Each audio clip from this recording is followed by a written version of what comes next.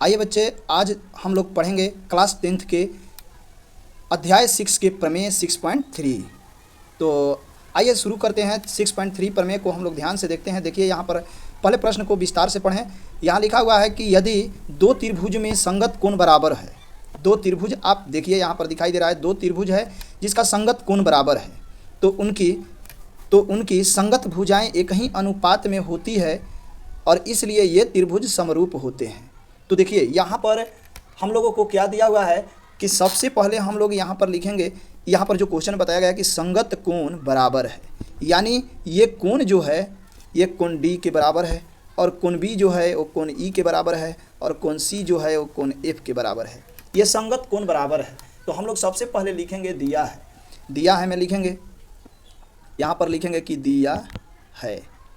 सबसे पहले दिया है लिख लिए और लिखने के बाद दिया है में लिखेंगे कि त्रिभुज, ये दो त्रिभुज है तो इसमें हम लोग लिखेंगे कि त्रिभुज ए बी सी और त्रिभुज डी ई एफ में।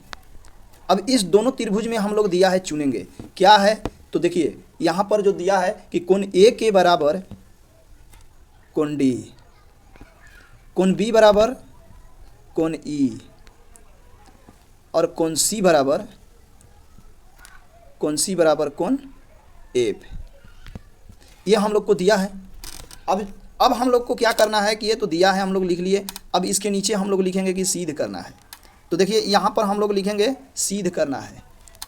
तो सिद्ध करना में क्या लिखेंगे, सिद्ध करना है कि ए बी बराबर ए बी बटा डी ई, ये सिद्ध करना है। ए बी बटा डी ई बराबर डी ए सी बटा डी एफ बराबर, फिर लिख देंगे कि बी सी बटा ई क्यू। यही सिद्ध करना है। तो चलिए अब ये जो सिद्ध करना है हम लोगों को, तो यहाँ से अभी ये देखिए यहाँ पर एक रचना किया हुआ है। ये जो रचना किया है इस रचना पर भी ध्यान देना है, क्योंकि इसके बाद क्वेश्चन में एक रचना करना बेहद ज़रूरी होता है कि रचना यदि करेंगे तभी हम इसको सिद्ध करेंगे। तो चलिए अब हम यहाँ पर लिखते हैं कि रचना। तो देखिए अब यहाँ लिखेंगे रचना। अब हम रचना क्या किए हैं, तो रचना हम किए हैं कि भुजा डी ई और भुजा डी एफ के बिंदु के मध्य बिंदु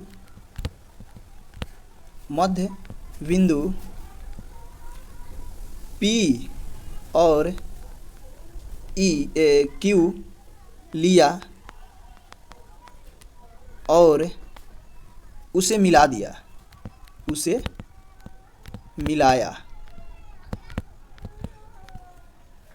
तो जब मिला दिया तो ये क्या बन गया, PQ समांतर EF। जब हम मिलाया तो ये हो गया PQ समांतर EF। तो ये तो मेरा चुना गया यहाँ पर। अब हम लोग प्रमाण लिखेंगे, सिद्ध करेंगे इसको। तो चलिए अब अगले पॉइंट की ओर चलते हैं। तो यहाँ पर हम लोग लिखेंगे कि प्रमाण में अब सिद्ध करना है तो हम लोगों को यहाँ पर दो त्रिभुज ले लेनी है, त्रिभुज ए बी सी और त्रिभुज डी पी क्यू। ये वाला त्रिभुज ए बी सी और डी पी क्यू, ये वाला त्रिभुज ले लेना है। तो यहाँ पर लिखेंगे कि त्रिभुज ए बी सी और त्रिभुज डी पी क्यू में। अब इसमें हम लोग चलेंगे। तो इसमें जब हम लोग आ रहे हैं तो यहाँ पर देखिए, इसमें देखेंगे तो ये हम लोग को यहाँ ध्यान से देखिए कि एक भुजा जो हो रहा है, ये भुजा जो दिया है ये भुजा सेम हो रही है, ये वाली भुजा ये वाली भुजा। तो यहाँ पर हम लोग लिखेंगे कि ए बी बराबर डी पी, ये भुजा के बराबर ये भुजा हो गया और ये कोण के बराबर ये कोण हो गया, यानी लिखेंगे कि कोण ए बराबर कोण डी। कहाँ से, तो ये लिख देंगे दिया है। ये कहाँ से लाए हम, तो दिया है से। और ये भुजा के बराबर ये भुजा है, क्योंकि दो भुजा के बीच का कोण ही संगत होता है। तो ये दो भुजा के बीच का कोण ए और कोण डी है, तो ये भुजा भी बराबर है। तो यहाँ पर लिखेंगे कि ए सी बराबर डी क्यू। जब ये दो भुजा और एक कोण बराबर है तो ये त्रिभुज इस त्रिभुज के बराबर हो गया, तो इसका मतलब कि ये त्रिभुज सर्वांगसम है। तो हम लोग लिखेंगे कि ये त्रिभुज सर्वांगसम है। तो यहाँ पर लिख रहे हैं कि त्रिभुज ए बी सी सर्वांगसम त्रिभुज डी पी यहाँ पर डी पी लिखेंगे, त्रिभुज डी पी क्यू है। एस सर्वांग समता से एस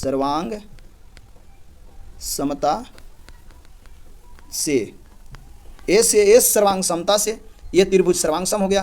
तो जब ये त्रिभुज सर्वांगसम हो गया तो हम लोग यहाँ पर ये बात बोलेंगे कि ये त्रिभुज जब सर्वांगसम हुआ तो सभी इसके कोण जो दिया है, मैं दिया था कि कोण बी बराबर कोण पी और कोण ए बराबर कोण डी और कोण सी बराबर कोण क्यू। ये त्रिभुज क्या हो गया, बराबर हो गया। तो इसके सारे कोण भी बराबर होंगे। जब इसके सारे कोण बराबर हो रहे हैं तो ध्यान देने वाली बात यहाँ ये है कि कोण बी कोण पी के बराबर है, कोण बी कोण पी के बराबर है, कोण ए कोण डी के बराबर है और कोण सी कोण क्यू के बराबर है। तो एक चीज़ हम लोग यहाँ पर पढ़े हैं, इस क्वेश्चन में देखे हैं, जब हम दिया है चुन रहे थे कि वहाँ पर हम लोग ये लिखे थे कि कोण बी कोण पी के बराबर, यहाँ पर जो दिया है कोण बी कोण पी के बराबर है, वहाँ पर हम लोग लिखे हैं कि कोण बी कोण ई के बराबर है। तो इसका मतलब कि कोण बी बराबर कोण पी बराबर कोण ई। तो ये जब तीनों कोण, यहाँ देखिए ये तीनों कोण जब दिखा रहा है कि कोण बी कोण पी के बराबर है और कोण पी कोण ई के बराबर है, इसका मतलब कि कोण बी कोण ई के बराबर है। तो यहाँ पर हम लोग लिखेंगे कि कोण बी बराबर कोण ई। ये कहाँ से लिखें, तो दिया है। तो जब ये दिया है से हम लोग आए तो यहाँ पर अब हम लोग देखेंगे कि जब ये कोण आपस में बराबर हो रहा है तो इसके समांतर जो रेखा हैं इस रेखा के बराबर होगा। तो इसको भी हम लोग लिखेंगे कि कोण पी क्यू समांतर ई एफ।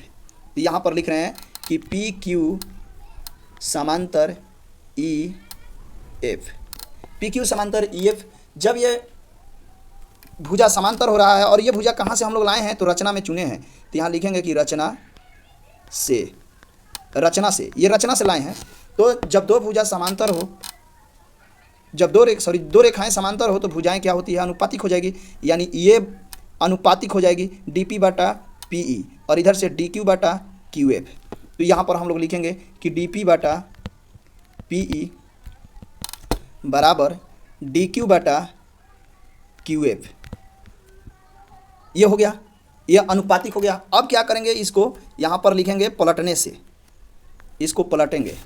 तो पलट कर इसको बनाएंगे हम लोग। तो यहाँ पर लिखेंगे पलटने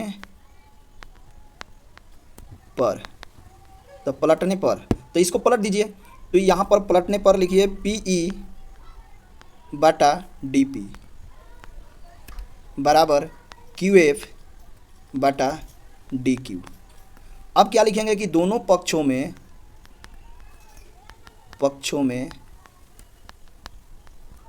एक जोड़ने पर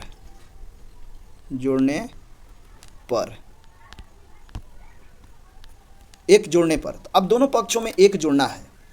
तो चलिए, अब जब हम इसको पलट दिए हैं तो दोनों पक्षों में एक जोड़ते हैं। तो यहाँ पर हम लोग लिखेंगे कि पी ई बटा डी पी जोड़ एक अब बराबर इधर लिखेंगे क्यू एफ बटा डी क्यू जोड़ एक। अब इसको जब हम लोग जोड़ लिख दिए तो बाटा पके जोड़ जैसा बनाएंगे इसको। इधर हो जाएगा डी पी लसा, तो ऊपर में होगा पी ई जोड़ और डी पी एक में गुना होगा तो ये हो जाएगा डी पी बराबर इधर हो जाएगा डी क्यू लसा। तो डी क्यू जब लसा होगा तो Q F plus D Q. अब इसको हम लोग क्या करेंगे कि बाटा पके जोड़ बना रहे हैं। जब इसको हम लोग जोड़ेंगे ये पी ई और डी को जोड़ेंगे तो एक बार चलकर देखिए पी डी पी और पी ई को आपस में जोड़ना है तो ये क्या बन रहा है डी ई। तो ऊपर में हम लोग लिख देंगे यहाँ पर डी ई अब बटा में डी पी बराबर, फिर इस साइड वाला को जोड़ेंगे यानी यहाँ से यहाँ तक को जोड़ेंगे तो ये डी क्यू और क्यू एफ को जोड़ेंगे तो ये क्या बन जाएगा डी एफ। तो ऊपर लिख देंगे कि डी एफ बटा डी क्यू और पुनः फिर लिखेंगे पलटने पर कि डी पी बटा डी बटा डी ई बराबर डी क्यू बटा डी एफ। ये जब हम पलट दिए तो अब देखिए यहाँ पर हम लोग चल के देखेंगे कि ये डी पी जो था यहाँ पर हम लोग चुने हैं तो यहाँ देखिए डी क्यू जो था वो किसके बराबर था, देखिए डी पी जो था वो किसके बराबर है। अब यहाँ पर ध्यान से देखिएगा तो समझ में आएगा कि डी पी किसके बराबर है, डी पी ए बी के बराबर है और डी क्यू किसके बराबर है ए सी के बराबर है। तो यही चीज़ वहाँ पर हमको चेंज करना है, जहाँ डी पी है वहाँ ए बी लिखना है और जहाँ डी क्यू है वहाँ ए सी लिखना है। तो चलिए ये चीज़ हम लोग वहाँ लिखते हैं। तो यहाँ पर देखिए जैसे डी पी है तो इसके बदला में हम लोग को क्या लिखना है ए बी लिखना है, ए बी बटा और इसका कलर चेंज कर दे रहे हैं ए बी बटा डी ई बराबर और डी क्यू के बदला में क्या लिखना था ए सी बटा डी एफ। अब जब हम इसको इस तरह लिख दिए तो यही तो हम लोग को सिद्ध करना था। जब यहाँ पर कहिएगा कि वहाँ तो सिद्ध करने के लिए 3 भुजा दिया था तो यहाँ पर हम लोग ये लिखेंगे कि या एक चीज़ यहाँ पर और समझने वाला है कि ये थेल्स प्रमेय से हम लोग यहाँ चले हैं, थेल्स से जब हम इसको सिद्ध कर रहे हैं तो वहाँ पर देखिए 3 भुजा को मांगा है कि डी ए बी बटा डी ई, ए सी बटा डी एफ और एक भुजा मांगा है कि बी सी बटा ई एफ। तो हम लोग यहाँ पर गौर करेंगे कि जिस त्रिभुज की 2 भुजा जब बराबर हो रही है तो तीसरा खुद बराबर हो जाती है। तो यहाँ लिखेंगे कि ए बी बटा डी ई बराबर ए सी बटा डी एफ बराबर बी सी बटा ई एफ। यही तो प्रूव करना था, प्रूव हो गया। तो यही प्रूव करना था हम लोगों को, ये प्रूव हो गया। तो देखिए इस प्रश्न को यदि आप ध्यान से ना देखे होंगे तो फिर आपको समझ में नहीं आया होगा। तो इसलिए मैं चाहता हूं कि दोबारा से इस प्रश्न को आप देखें, क्योंकि प्रमेय हम लोगों के लिए बहुत ही मायने रखता है मैट्रिक में। तो हम लोग प्रमेय को ध्यान से देखें, क्योंकि प्रमेय के बिना ही हम लोग आगे चैप्टर का मैथ हल नहीं कर पाते हैं। तो इसलिए आज के लिए इतना ही, मिलते हैं नेक्स्ट वीडियो में, तब तक के लिए धन्यवाद, थैंक यू।